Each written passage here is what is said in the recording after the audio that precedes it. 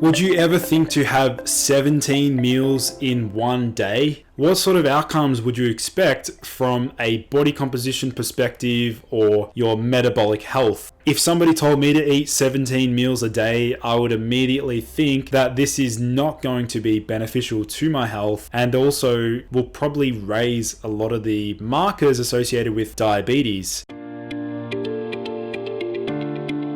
So in this video, I'm going to look at a specific study that looked at some of the profound effects that occur in the body when we have 17 meals a day. So for those of you who are brand new to my channel, my name is Lucas. I'm the founder of Ergogenic Health, and my mission is to bring you the most cutting edge health information that you'll struggle to find on Google. So please do me a favor and like this video, subscribe to my channel, and drop a comment down below if you have any questions or comments related to this topic. So if we have a look at this particular study, it's basically taking a look at some of the changes that occur in the body if we compare 3 meals a day to 17 little snacks or meals per day. So I'm going to ask you guys questions before we jump into the video. What would you expect to see? Would you expect increased body fat? Would you expect changes in insulin sensitivity, higher cholesterol, more fatigue, higher fasting glucose? Well, these were all the questions that I asked myself when I found this particular study: nibbling versus gorging, metabolic advantages of increased meal frequency. Now, this study was published in the New England Journal of Medicine, but it was completed in 1989, so it is a little bit outdated, and I haven't seen a study that does sort of replicate this in humans, but it's still interesting to take a look at, and I know you guys are going to find this really fascinating. Let's break down the study. So the authors studied the effect of high frequency meals on serum lipid concentrations and carbohydrate tolerance in normal subjects. There were 7 men that were assigned in random order 2 metabolically identical diets. One diet consisted of 17 snacks per day, the nibbling diet, and the other 3 meals per day, the 3-meal diet. Each diet was followed for 2 weeks. Now, here are some other facts about the study. They were 7 normal men. The mean age was 39.6. A lot of people are going to be skeptical. They're going to say not enough participants in the study, but I still think this is interesting to look at, even though there's only 7 people in the study. There were 2 identical diets, either as 3 square meals or 17 snacks. It was a randomized crossover design. First 2 weeks, 3 of the men were placed on the 3 square meals per day, and the remaining 4 men were placed on the nibbling diet.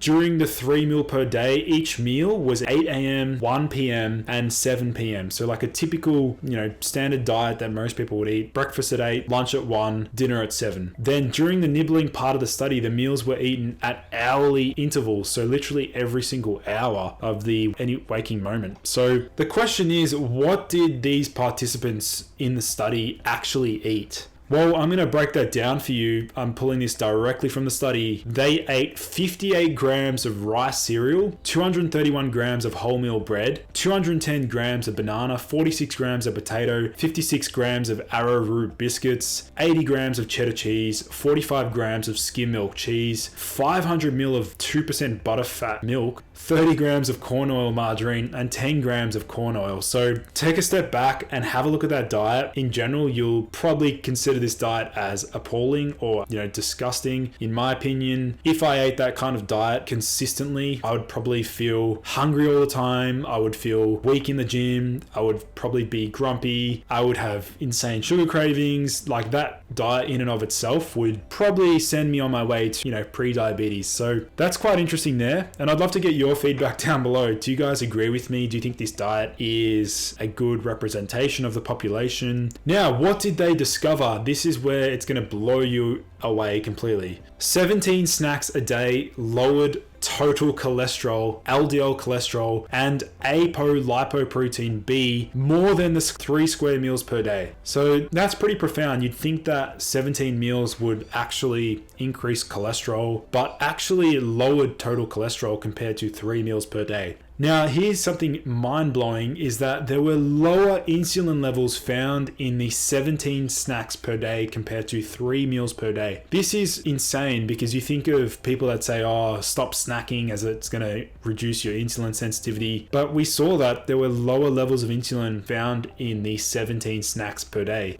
Another marker of insulin sensitivity is C-peptide. There was lower C-peptide levels in the 17 snacks per day. And you can see this diagram or this table that looks at the changes of the nibbling diet versus the 3 meal diet. Just take a look at some of the changes that were noted. So blood glucose, serum insulin, serum C-peptide, serum triglyceride, serum free fatty acids, and serum 3-hydroxybutyrate. So have a look at the differences, that nibbling diet column, and also take a look at the 3 meal per day diet column. The plus or minus is like deviations. So you can see, just take a moment to have a look at those crazy stats.